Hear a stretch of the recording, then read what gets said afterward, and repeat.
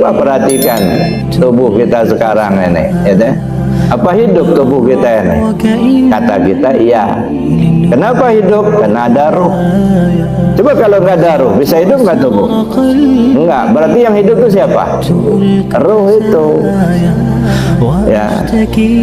Sekarang kita melihat, ya deh. Ketika orang udah mati, ruhnya sudah nggak ada, sudah nggak melihat lagi. Berarti yang melihat itu bukan mata, ruhnya yang melihat. Asyhadu an la ilaha illallah, aku bersaksi tidak ada Tuhan selain Allah. Aku bersaksi. Yang bersaksi siapa? Aku. Aku itu yang mana? Nah, aku itu 3 tempat, Bapak Ibu. Ya. Ada aku pada tubuh, ada aku pada ruh, ada aku pada rahasia. Ya. Kalau aku pada tubuh itu patung. Syirik, makanya syirik. Sekarang Bapak Ibu sengaja aku sholat. Nah, aku sholat itu aku yang mana? Kalau akunya di tubuh Bapak Ibu syirik, malah itu nyembah patung. Bapak Ibu itu bukan nyembah Allah, bukan. Katanya nyembah Allah, tapi akunya di tubuh itu patung yang disembah. Capek aja tunggang tunggi itu. Ada. Sengaja aku sholat, aku yang mana? Ada. Nah, kalau aku pada ruh itu aku pada sifat. Kalau aku pada rahasia itu aku pada zat. Jadi kalau aku bersaksi, berarti yang menyaksikan itu ruh kita itulah. Ya, bukan tubuh. Kalau tubuh nggak pernah ketemu Allah, nggak. Yang pernah ketemu Allah itu ruh kita itulah. Jadi kalau dia mengatakan aku bersaksi tidak ada Tuhan selain Allah, yang ngomong itu ruh sifat pada Allah. Ya, nyawa pada kita. Yang disaksikannya siapa? Adanya Allah.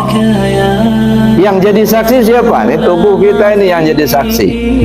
Nah, ini tubuh kita jadi saksi. Kenapa tubuh jadi saksi? Kena mulut yang ngomong, telinga yang ngedengar, maka disebutlah tubuh menjadi saksi. Ya, yang mengaku itu ruh, yang menyaksikan itu ruh, yang disaksikannya adanya Allah. Maka dia bilang aku bersaksi tidak ada Tuhan selain Allah. Kenapa dia bersaksi? Karena dia tahu. Maka dikalimatkan asyhadu alla ilaha illallah, itu kalimat.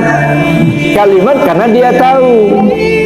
Apakah kalau tidak nyebut kalimat dia tidak bersaksi? Enggak. Tetap saja dia bersaksi. Contohnya begini, ini meja. Saya tahu persis ini meja. Kalau saya kalimatkan, saya melihat meja. Itu kalimat penglihatan saya. Sekarang apa? Kalau saya tidak ucap kalimat itu, apa saya nggak melihat? Tetap melihat, tetap tahu saya ini meja. Kenapa? Karena saya mengerti ini meja. Jadi walaupun saya nggak sebut saya melihat meja, nggak usah saya sebut. Tapi saya tahu saya melihat meja. Ada. Jadi kalau saya katakan saya melihat meja, pasti benar. Kenapa benar? Karena memang saya melihat dan saya mengerti ini meja. Tapi kalau orang buta, Pak, nggak ngelihat sama sekali dia, lalu dia ngomong saya melihat meja katanya, kira-kira benar apa salah? Salah, karena dia nggak ngelihat. Saya bersaksi tidak ada Tuhan selain Allah, tapi nggak ngerti Allah, kira-kira benar apa salah? Ngomong aja tapi nggak paham. Burung bio itu. Ada asyhadu an la ilaha illallah, asyhadu anna Muhammadur Rasulullah. Kalimatnya tahu, ngomong, tapi ngerti nggak tentang Allah itu? Paham nggak tentang Allah itu? Paham nggak dengan Muhammad? Tahu dengan Muhammad? Nggak tahu. Sama dengan levelnya bio, Pak.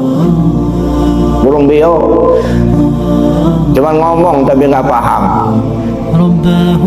Tapi kalau yang sudah paham, walaupun dia tidak mengucap asyhadu an la ilaha illallah, tetap dia menyaksikan Allah dimanapun dia berada. Bainama tuwallu fasama wajhullah. Tak usah diucap kalimat itu asyhadu an la ilaha illallah asyhadu anna muhammadar rasulullah. Setiap dia memandang, dia menyaksikan adanya Allah. Kenapa? Dia paham. Nah, paham itulah yang kita kejar dalam kajian itu, Pak. Ya, supaya jangan terpaku dengan kalimat. Itu kalimat itu kan membimbing kita untuk bisa mengerti. Ya. Tapi kalau kita nggak mengerti, walaupun hafal kalimatnya, ya tadi nggak ada beda sama makom bio gitu. Nah itu Bapak Ibu. Jadi artinya kita mengenal diri itu, mengenal Allah itu, kenali diri kita dulu. Man arafa nafsahu faqad arafa rabbahu. Siapa orang kenal dirinya, kenal dia kepada Tuhan. Wa man arafa rabbahu fasada jasaduhu.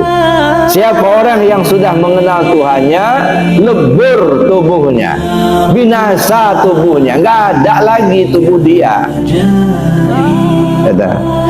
Nggak ada lagi yang kita yang kuasa, kita yang melihat, kita nggak ada. Allah yang melihat.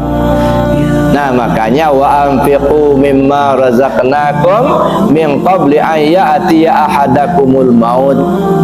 Infakkan apa yang Allah berikan kepadamu sebelum kematianmu datang.